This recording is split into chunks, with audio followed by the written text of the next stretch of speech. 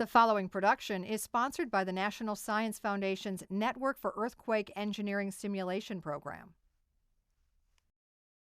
In this video, we will examine the individual and combined effects of shear and torsional loading on small-scale bridge piers. 5 specimens were tested experimentally at the University of Illinois. Fabrication methods, testing procedures, and results are presented. Shear stress is a stress which is applied along the surface of a material. When applied to a square, it causes it to take on the shape of a rhombus. Shear is applied by moving the top of the specimen laterally while restraining rotation.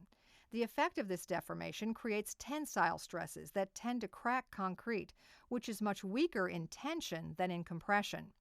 Shear stresses act along a line that is inclined at approximately 45 degrees. These stresses are symmetric about the cross-section, acting in the same direction on opposite sides of the member. Shear forces in building columns and bridge piers occur as a result of wind, seismic, and impact loads. The response of reinforced concrete to shear forces is important, as it can control the strength and deformation capacity of many buildings and bridges. Typical shear failure consists of 45-degree inclined cracks opening up and rapidly propagating through the cross-section. This failure is commonly seen in field studies following a significant earthquake. The test specimens are 1/20th scale bridge piers with designs based on Federal Highway Administration examples. In addition to scaling down dimensions and reinforcement sizes, special consideration is made in designing a micro-concrete mix containing appropriately scaled and graded aggregate proportioned with water and Type 3 cement. The piers were cast using formwork constructed of PVC and plywood, which were fitted with longitudinal reinforcement to provide flexural strength to resist bending actions and spiral reinforcement to provide shear and torsion capacity. After allowing the microconcrete to cure for 3 weeks, the formwork was removed, and the specimens were painted and fitted with steel end plates to facilitate connection to the testing apparatus. The Illinois testing facility used to conduct these tests is part of the Network for Earthquake Engineering Simulation program of the National Science Foundation. In this test, the pier was subjected only to lateral displacement to induce shear stress.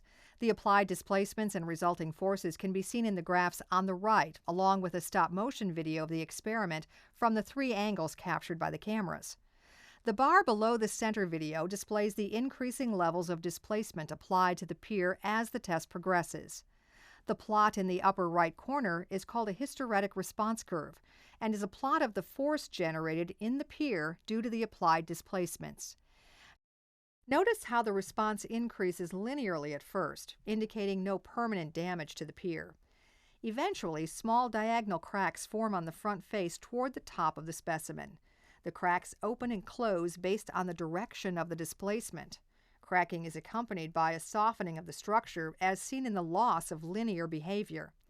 Eventually, the reinforcing steel begins to yield, which is shown in the reduced stiffness of the plot, and finally in the reduction of force values with increasing applied displacements. This is followed by shear failure of the concrete. This permanent damage is accompanied by a loss of strength and is evident in the large cracks which develop through the specimen. The specimen is then taken through a cycle of increased displacement while maintaining a small amount of force resistance to further assess the post-peak behavior of the pier, which includes strength loss and ultimate displacements,